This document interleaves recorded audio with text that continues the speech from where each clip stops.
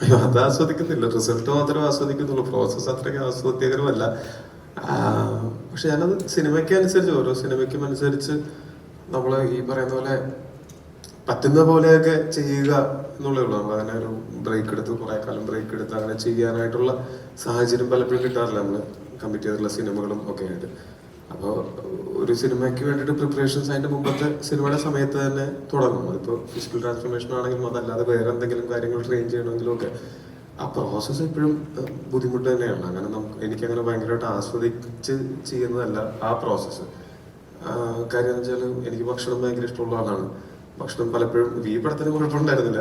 പക്ഷെ അതും നമുക്ക് ഇഷ്ടമുള്ള അങ്ങനെ മധുരോ അങ്ങനത്തെ കാര്യങ്ങളല്ല കൂടുതൽ ഇതിനകത്ത് കഴിക്കാനും പറ്റുക. അപ്പൊ നമ്മള് ഒരു അൺഹെൽത്തി ആയിട്ടുള്ള ഒരു ബൾക്കിങ് ഞാൻ ചെയ്യാറില്ല. അത് ചുമരുണ്ടെങ്കിലേ ചിത്രം വരയ്ക്കാൻ പറ്റുള്ളൂ എന്നുള്ള കാരണം കൊണ്ട്. അപ്പോൾ എന്ത് ചെയ്യുകയാണെങ്കിൽ അത് ഹെൽത്തി ആയിട്ട് ചെയ്യണം എന്നാണ്. എന്ത് ട്രാൻസ്ഫോർമേഷൻ ചെയ്യുകയാണെങ്കിലും ഹെൽത്തി ആയിട്ട് നാച്ചുറൽ ആയിട്ട് മാത്രം ചെയ്യുക എന്നുള്ളതാണ് എൻ്റെ ഒരു ആഗ്രഹവും. അങ്ങനെ തന്നെയാണ് ഞാൻ ചെയ്യാറുള്ളത്. അപ്പൊ അത് കുറച്ച് ബുദ്ധിമുട്ടുണ്ട് അതിന്.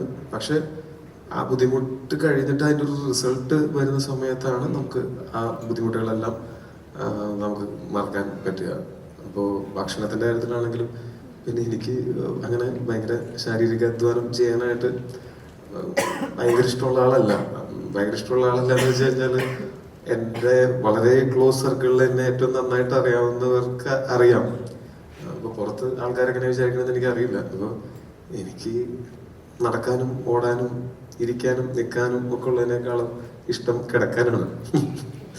അത്രയും മടിയുള്ള ആളാണ് ഞാൻ. പക്ഷെ ഇതിപ്പോ ഇഷ്ടപ്പെട്ട കാര്യങ്ങൾക്ക് വേണ്ടിയിട്ട് നമുക്ക് എഫേർട്ട് എടുക്കാനായിട്ടൊരു മോട്ടിവേഷൻ വരുമല്ലോ.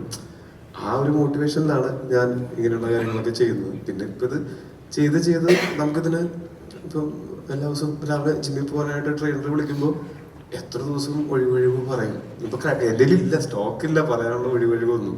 പിന്നെ പുള്ളിമാരെ അണ്ടർസ്റ്റാൻഡിങ് ആണ്. ഇപ്പൊ ഭയങ്കര നൈറ്റ് ഷൂട്ടും ഞാൻ തളർന്നിരിക്കുകയൊക്കെ ആണെങ്കിൽ കുറച്ചു നേരം കൂടെ ഉറങ്ങിക്കോ, ഇന്ന് വർക്കൗട്ട് ഇല്ലെങ്കിലും കുഴപ്പമില്ല, ഉറക്കമാണ് വർക്കൗട്ടിനേക്കാൾ ഇമ്പോർട്ടൻ്റ് എന്ന് പറയുന്ന അങ്ങനത്തെ ഒരു ട്രെയിനറും കൂടിയാണ് എനിക്കുള്ളത്.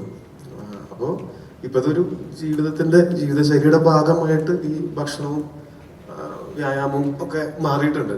സിനിമയിൽ വന്നിട്ട് ഇപ്പൊ ഈ കണ്ട നാളുകൾക്കിടയിൽ ആ പ്രോസസ്സ് എന്ന് പറഞ്ഞാൽ അതിൽ മസിൽ സോർനെസ്സും പിന്നെ നമ്മൾ ഇഷ്ടപ്പെട്ട ഭക്ഷണം വേണ്ടെന്ന് വെക്കുന്ന സമയത്ത് നമുക്കുണ്ടാവുന്ന ബുദ്ധിമുട്ടുകളും നിങ്ങൾക്കൊക്കെ ഉണ്ടാവുന്ന പോലെ എനിക്കും നന്നായിട്ട് ഉണ്ടാവുന്നുണ്ട്.